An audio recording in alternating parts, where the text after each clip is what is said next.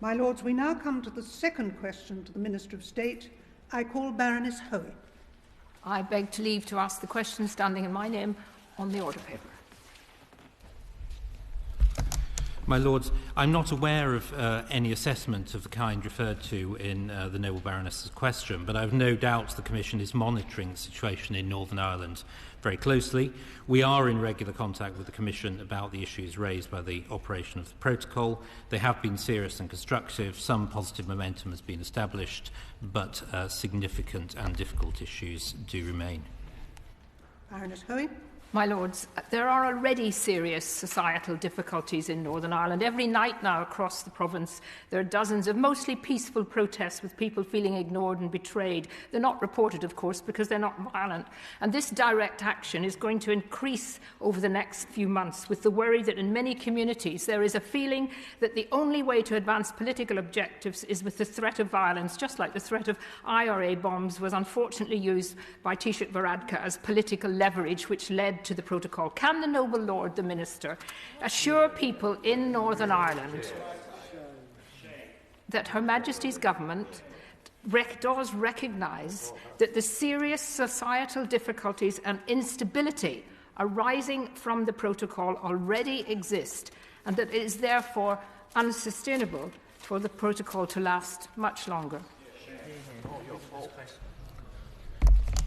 My Lords, the Noble Baroness does raise a very important issue. In all my interactions with Vice President Šefčovič, I do drive home the seriousness of the current situation in Northern Ireland and the overriding importance for all parties of supporting the peace process and protecting the Belfast Good Friday Agreement. I do encourage the Vice President to meet with business and civic groups in Northern Ireland to hear their unfiltered views, and I know he intends to do that. The solution to this problem is one in which we can work with the Commission to operate the protocol in a pragmatic and a proportionate fashion. I call Lord Hannan of Kingsclere. My Lords, the United Kingdom has concluded free trade agreements with 67 states, not counting the TCA belatedly ratified by the European Parliament this week. Can my noble friend the Minister assure this House that Northern Ireland will benefit in full from the provisions of those agreements? My Lords, I'm happy to assure my noble friend that this government's intention is that Northern Ireland will fully benefit from the great trade deals we have agreed and those coming in the future which we are currently negotiating. That intention is indeed very clear in the protocol itself.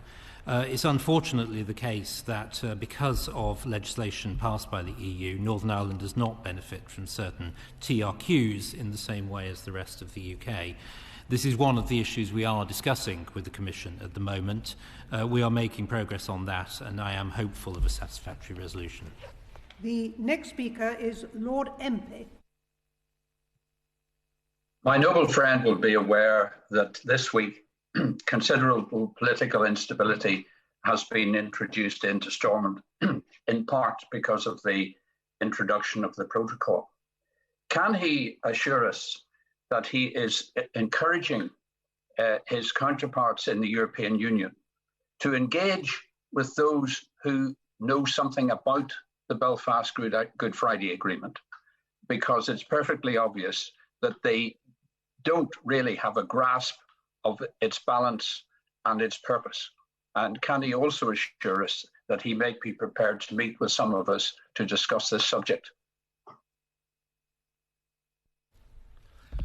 My Lords, I can assure my noble friend that we very much encourage the Commission at all levels, from Vice President Šefčovič down and his teams, to engage with those who have experience of the negotiation of the Belfast Good Friday Agreement and everything that followed from it.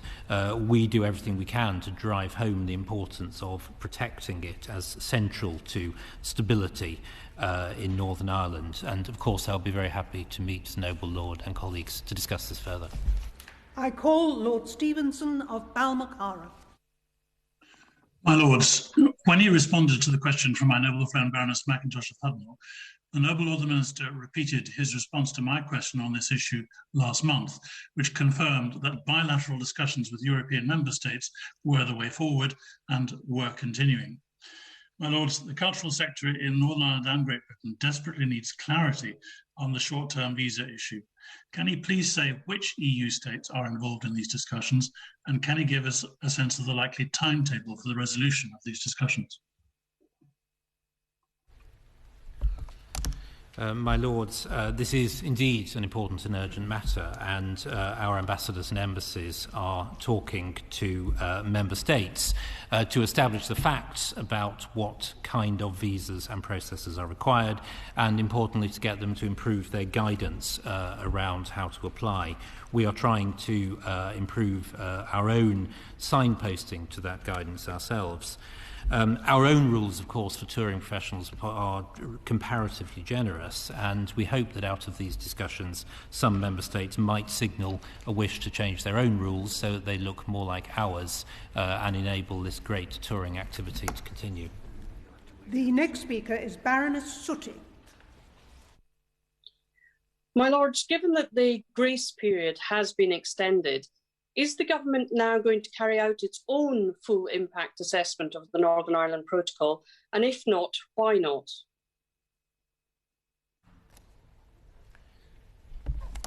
My Lords, the extension of the grace periods is, of course, central to managing the current practical discussions we're having with the Commission on solving the current arrangements for the protocol. We have, of course, published and discussed a good deal of information about the impact of the protocol, and it is in an attempt to mitigate its impact and ensure that it's implemented in a pragmatic and proportionate way that we're leading these discussions. I call Baroness Smith of Basildon. Lords, when I listened to the Noble Lord, the Minister, talking about the Northern Ireland Protocol, I sometimes think he's forgotten that he was part of the negotiating team that gave us that. A lot of these problems were highlighted before. And isn't part of the problem is that when the whole Brexit debate was going on, too little attention was paid to the impact there would be on Northern Ireland. But, my Lords, it does seem there's some progress being made in some of the outstanding issues. But I'd like to know more about this, because it seems to me we leap from short-term fix to short-term fix. And what is really needed is a commitment to making the protocol as he negotiated, making it work for the long-term benefit of Northern Ireland and for all sides of the community. Otherwise, these negotiations really amount to nothing. So, indeed, I have happy memories of negotiating the current protocol back in 2019, when, of course, our primary task was to deal with the unsatisfactory situation that we had been bequeathed, the original backstop that would have kept the whole of the United Kingdom in the customs union and aligned in many areas with EU law. We were able to deal with that in the 2019 negotiations. We did not... our expectation in 2019 was that the protocol would be implemented in a way which supported the Good Friday Agreement and in all its dimensions, both east-west and north-south. That isn't quite borne out in the way it's being implemented at the moment, but we hope that in discussions with the Commission we will be able to improve the situation. I now call Lord Moylan. My Lords, concerning the legal action recently initiated by the European Commission over the United Kingdom's alleged breach of the Northern Ireland Protocol in March, if it proceeds further, does Her Majesty's Government intend to submit to the jurisdiction of the European Court of Justice? Will my noble friend say? My Lords, we're obviously very much at the preliminary stages of the dispute settlement process to which my noble friend refers.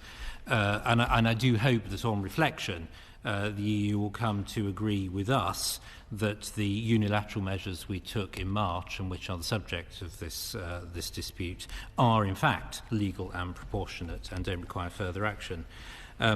If they do not, I do recall that the withdrawal agreement offers two routes for dispute settlement, normal international arbitration as well as a role for the EU institutions. So we do wait to see how this case will be taken forward and on what basis. I call Lord Brown of Ladyton. My Lords, Northern Ireland was promised the best of both worlds, but trade with the rest of the United Kingdom has reduced, not increased. Loyalists and Unionists sense that they have no effective voice and that Whitehall was not honest about the consequences of Brexit. At the highest level, government must take responsibility. It must allow local politics to regain the initiative, rebuild trust with Dublin, and breathe life into the British-Irish intergovernmental process. Experience shows this requires the Prime Minister and the Secretary of State engage directly with local parties and with the broader community, listening and as well as being listened to, not intermittently but continuously. Is this part of the plan to deal with this problem?